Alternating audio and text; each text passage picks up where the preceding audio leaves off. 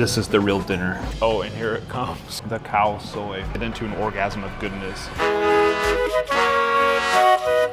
Sawati Cap, hello. Tonight we're slicing through the culinary contrast of Chiang Mai. From the bustling, wallet-friendly Hong Tauw Inn to the Michelin Guide featured Cuisine de Garden, we're setting the stage for a delicious showdown. Join me as we ping pong between cheap and pricey, and you can decide if in Chiang Mai, great taste isn't all about the price tag. And stick around till the end when we dish out the cost of this flavorful journey. Let's kick things off here, Hong Tauw Inn, where cow soy isn't just a delectable dish, but an emblem of the city of Chiang Mai. Khao Soi Mu. Welcome to Hong Tauw Inn, where the prices are low, but the environment, it's classy. Here, southwest of town, we've entered another dimension. From the center of Chiang Mai to its refined edges, we've arrived at our other dinner contender, Cuisine de Garden. Sawasdee Krap. Hi. I'm ping-ponging in between the elegance of Cuisine de Garden and the cozy charm of Hong Tauw Inn. And well, kicking things off with the Sai Ua. Oh, and here it comes, the cow soy. They say this place is in the Michelin Guide, so I'm expecting to go on a Michelin star journey. What do we have here? Besides the Sai Hua, we have the Gang Ho. Now this is a dry curry dish on a bed of glass noodles. It came with chicken, gai, and in there we have things like bamboo shoots and of course the red curry paste that gives it the kick, and the classic dish that you must have when you're up in Chiang Mai. It's the cow soy with egg noodles and of course the fried egg noodles in there as well. All in there in this creamy curry paste that is a bit of a spicy curry, but also just soothing, warm, and delightful. This is our first dish of 10, I think, tonight, and it's basically like a little spring roll wrapped up with an edible flour on top. Yeah, we're gonna eat that too. Inside, well, it's Thai tuna. Honestly, this thing looks too good to eat, but we're gonna do it. Crunchy outer shell. We have basically a tuna tartare. Over there at the other restaurant, well, they got the healthy, hearty serving of the cow soy, but here we have this beautiful plating. From the Michelin spotlight to this hidden gem, it's like switching channels between a gourmet food show and a comfort food diary. Now we got here early tonight, but now the place is packing out. Patrons are coming in. This place is well reviewed, but also offers a budget-friendly price that's gonna be nice on your wallet. This Chiang Mai pork sausage is great with this garlic shallots and of course the red pepper, the red chilies and the pepper that's in there that gives it the kick, ground up there with the pork. And we're on to the second dish of this 10-course meal, and this is a Denmark-inspired open-faced sandwich on a puree of pumpkin and wrapped up on top. Well, it's a traveler fish, and wouldn't you know it, there's another little edible flower on top. Now this isn't a restaurant in Italy where we have the antipasto, the primo, secondo coming out one after another,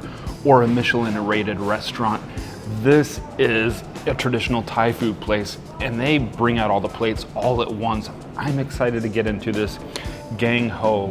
Gang Ho means all mixed up. It's this dry curry salad on the glass noodles, and we are mixing it up there to get some of the chicken in with the bamboo shoots for a nice healthy serving. Over there, the cow soy simmers and warms your soul, but here we get these creations on this 10-course menu, and this is similar to what would be a Russian pancake.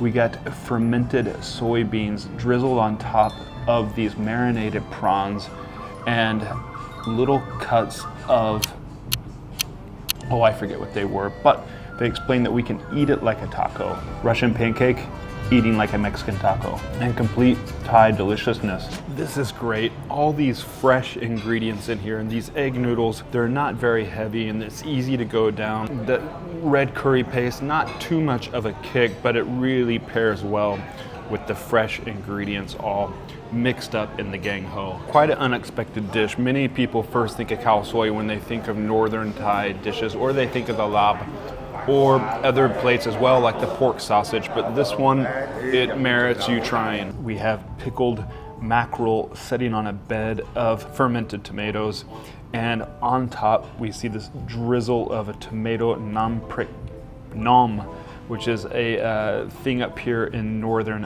Thailand. Overall, the dish looks beautiful, and it's a shame to destroy it, but they've given us the utensils and we're gonna do so. So B, what do we have?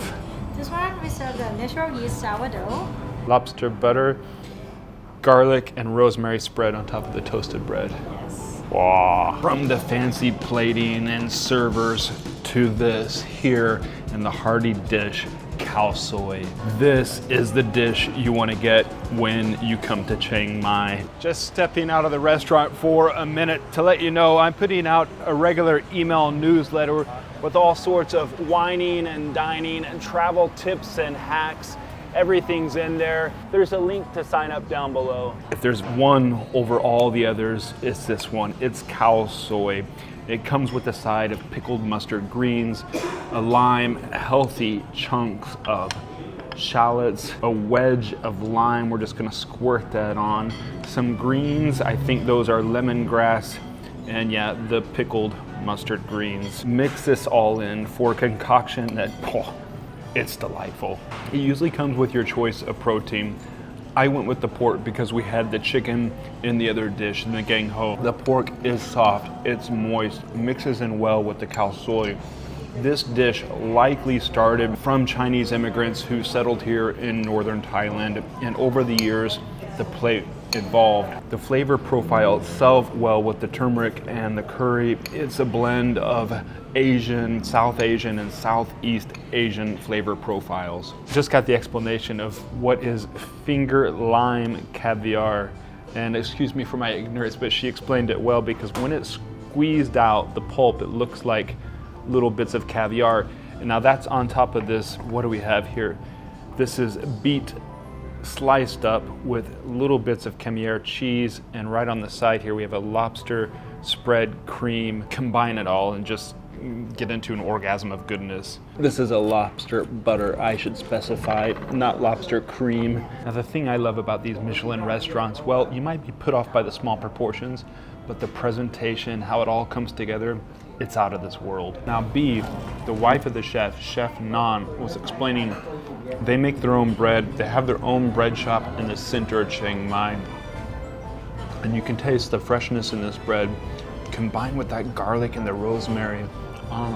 Over there you're getting fancy, very Instagrammable plates of food, but here it's hearty goodness that comes in the form of khao soi. I just love how the texture of the crunchy, crisp egg noodles blends in well with the rest of the egg noodles and overall the khao soi. From over there to here, Chiang Mai's culinary scene is a canvas of flavors. Now this is great, and this is made even better watching the niece prepare it over there at the chef's preparation table.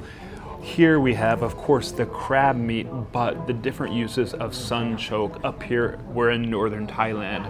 So we have a sun choke tofu, and that's this creamy paste that we see on the bottom.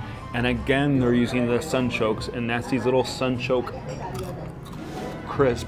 Also inside, we have our mushrooms, accented with a little bit of coriander, and of course, we're in Thailand, so there's gonna be a bit of chili oil, all coming together. North meets south, and the south in this case is that crab meat. In one corner we have the hearty helpings of Hong Tauw, and in the other, Cuisine de Garden with its artful proportions. Oh, it's a real battle. I don't know what he's doing over there at Hong Tauw, but here, this is the real dinner. And the wine from Portugal. Yes, Portugal.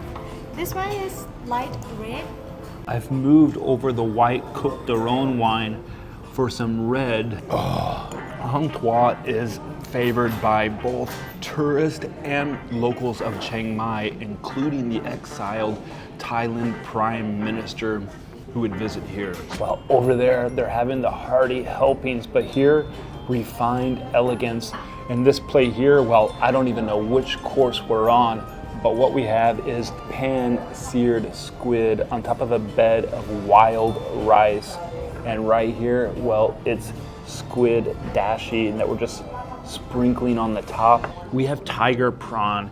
It's stuffed inside with wild Thai herbs. And on top, well, it's that prawn paste with beurre blanc, white butter. And when I flip this over, you're gonna see the northern Thai herbs right there stuffed inside. It's still kicking. It's saying, hey, eat me now. Oh, the taste of the prawn creaminess with that white butter, the prawn paste white butter. While he's over there pinching pennies, we're over here living the life of luxury. A mango sticky rice? Oh, no. It's Thailand, but it ain't snowing. However, we have a snow egg, and this egg, well, we'll call it an egg. Inside is filled with a custard that's made out of the Chinese orange, and she was just showing me there. It's the green skin orange, little guys, and on the inside it's orange. So they've made a custard out of this, filled it up with what we're calling a snow egg tonight.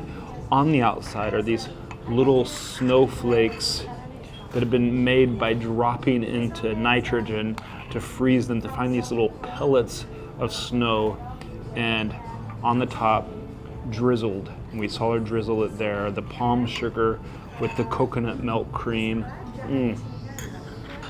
Pulled on the outside with the nitrogen snowflakes. And on the inside, this kind of cake-like consistency that's coming from the Chinese orange custard. Oh. And we continue to ping pong. Here we're ending with the sweet Lod Chong Pandan.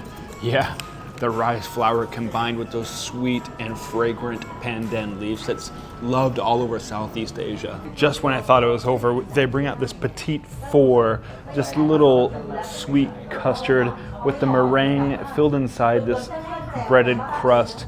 On top, this Cape gooseberry that we saw the niece there slice up and layer just so beautifully here on top.